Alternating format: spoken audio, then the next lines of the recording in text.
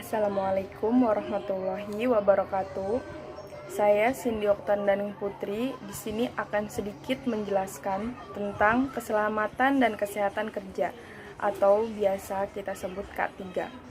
Untuk poin pertama adalah pengertian.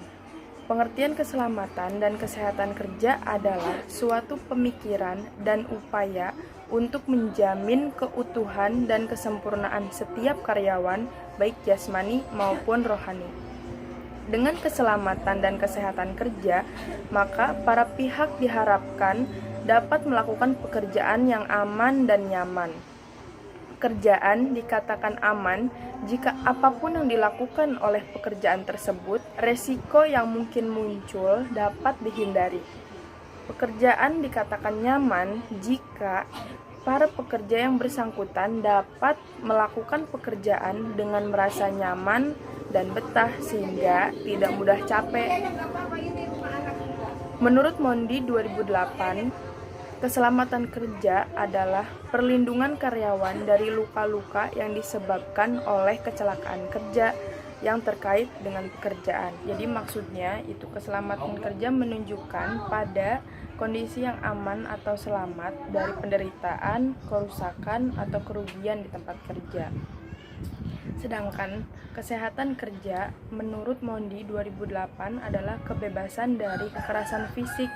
Nah, jadi dengan adanya program kesehatan yang baik akan menguntungkan para karyawan secara material, karena karyawan akan lebih jarang absen, bekerja dengan lingkungan yang lebih menyenangkan, sehingga secara keseluruhan karyawan akan mampu bekerja lebih lama.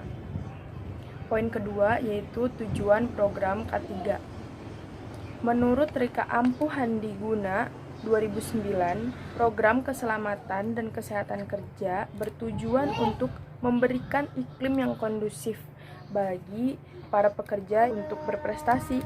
Setiap kejadian baik kecelakaan dan penyakit kerja yang ringan maupun fatal harus dipertanggungjawabkan oleh pihak-pihak yang bersangkutan.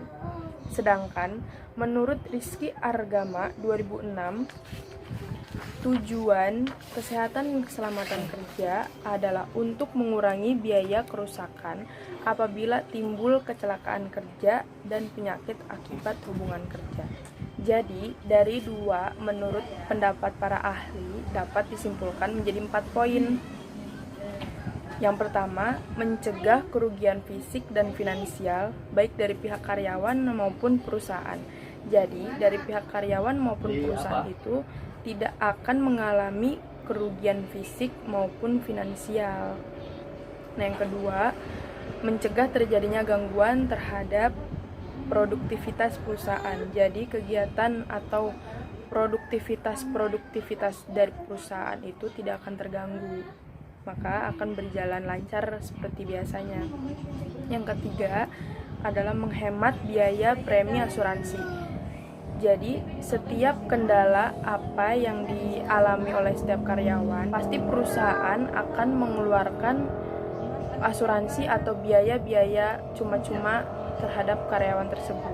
Jadi, dengan adanya program kesehatan dan keselamatan kerja ini tidak akan menghemat biaya premi asuransi. Yang keempat, yaitu menghindari tuntutan hukum dan sebagai tanggung jawab sosial perusahaan kepada karyawannya. Jadi, setiap seseorang membangun perusahaan di suatu negara pasti akan terhubung oleh hukum-hukum yang berlaku di negara tersebut. Jadi, apabila tidak terjadinya kecelakaan-kecelakaan itu tidak akan adanya tuntutan bagi perusahaan tersebut. Untuk poin ketiga yaitu gangguan K3. Nah, untuk gangguan K3 ini terbagi menjadi 5, yaitu yang pertama kecelakaan kerja. Untuk kecelakaan kerja ini terbagi menjadi 2, yaitu kualitas organisasi dan pekerjaan yang mudah celaka. Jadi, kualitas organisasi ini, tingkat kecelakaan dari perusahaan itu akan dilihat dari jenis setiap perusahaan. Perusahaan-perusahaan industri, konstruksi, dan manufaktur mempunyai tingkat kecelakaan yang lebih tinggi dibandingkan perusahaan-perusahaan industri jasa, keuangan, maupun asuransi. Nah, untuk pekerjaan yang mudah celaka, itu kita bisa lihat dari karakteristik setiap karyawan. Karena karakteristik setiap karyawan itu berbeda-beda. Jadi sebagai contoh, pekerja atau karyawan yang mudah emosi itu tingkat kecelakaannya lebih tinggi dibandingkan karakteristik karyawan yang tidak mudah emosi. Nah, yang kedua yaitu penyakit-penyakit yang diakibatkan pekerjaan. Nah, untuk penyakit-penyakit yang diakibatkan pekerjaan ini, setiap perusahaan atau setiap pekerjaan pasti memiliki resikonya masing-masing. Sebagai contoh, tambang batu bara itu akan menimbulkan debu-debu batu bara, akan mengganggu paru-paru kita. Dan Badan Tenaga Nuklir Nasional itu menghasilkan radiasi yang tinggi, jadi akan mengganggu otak kita. Nah, untuk yang ketiga ini adalah kehidupan kerja berkualitas rendah, disebabkan oleh kurangnya rasa tanggung jawab, keterlibatan dalam pekerjaan, tantangan, harga diri, pengendalian, penghargaan, prestasi, keadilan, dan keamanan. Nah, yang keempat adalah stres pekerjaan. Stres pekerjaan ini terbagi menjadi 4, yaitu supervisor, gaji, keamanan, dan keselamatan. Jadi untuk supervisor ini, setiap hubungan antara atasan dan bawahan tidak terjalin dengan baik, dan aturan-aturan kerja yang sempit dan tekanan-tekanan yang tiada henti untuk mencapai sejumlah produksi yang lebih tinggi. Penyebab stres kedua yaitu adalah soal gaji. Nah, untuk gaji ini biasanya yang diberikan oleh perusahaan terhadap setiap karyawannya itu tidak sesuai dengan apa yang dia kerjakan. Jadi karyawan itu tidak merasa adil. Nah, untuk yang ketiga adalah keamanan. Untuk keamanan ini biasanya para pekerja-pekerja yang di industri keuangan, karena tingkat keamanannya itu sangat sensitif sekali. Jadi gampang terjadinya perampokan seperti itu. Yang keempat adalah keselamatan. Nah, jadi setiap perusahaan pasti memiliki resikonya masing-masing. Setiap karyawan mereka mengetahui resikonya, namun dia tetap bekerja karena suatu tuntutan hidup. Jadi untuk keselamatan ini bisa membuat stres para karyawannya. Nah, untuk poin kelima adalah kelelahan kerja. Kelelahan kerja ini sejenis stres yang banyak dialami oleh orang-orang yang bekerja dalam pekerjaan pelayanan seperti karyawan kesehatan, pendidikan, kepolisian, keagamaan, dan sebagainya. Untuk poin keempat yaitu strategi meningkatkan kualitas kerja. Yang pertama, keselamatan dan kesehatan kerja. Jadi setiap perusahaan harus memantau agar tidak menimbulkan kecelakaan dan penyakit. Sebagai contoh, perusahaan menyediakan kacamata pelindung agar karyawan terlindungi dari cedera mata. Seperti itu.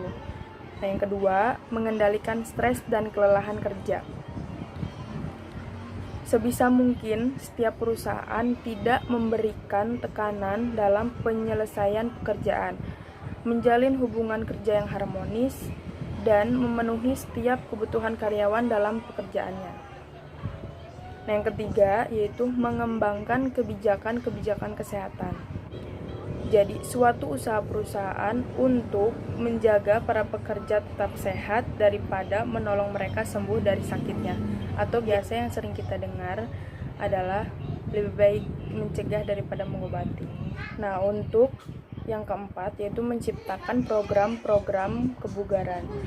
Suatu usaha perusahaan untuk menjaga para pekerja tetap sehat daripada menolong mereka sembuh dari sakitnya. Nah, contohnya itu seperti yang pertama, lomba karyawan terbaik seperti touring keluar kota. Yang kedua itu desain ruang lebih fresh. Jadi setiap para pekerja tidak mudah bosan atau monoton di dalam pekerjaannya. Ketiga, menyediakan makan siang yang sehat. Jadi setiap perusahaan harus memberikan makanan yang memenuhi gizi kita. yaitu 4 sehat 5 sempurna. Jadi tidak memberikan makan kepada kita itu asal kenyang aja, seperti itu. Yang keempat, menyediakan fitness center. Nah, untuk poin keempat ini lumayan penting ya, karena kita bekerja itu tidak hanya fokus terhadap perusahaan saja, tapi kita fokus juga kepada kebugaran atau kesehatan kita. Dan yang kelima, menyediakan paramedis di kantor. Nah, untuk poin kelima ini juga sangat penting karena setiap perusahaan itu akan memiliki setiap karyawan yang selalu sehat. Mungkin hanya itu yang dapat saya sampaikan. Kurang lebihnya mohon maaf. Jika ada kesalahan, mohon disanggah. Di sini kita masih sama-sama belajar. Mari kita berdiskusi. Wassalamualaikum warahmatullahi wabarakatuh.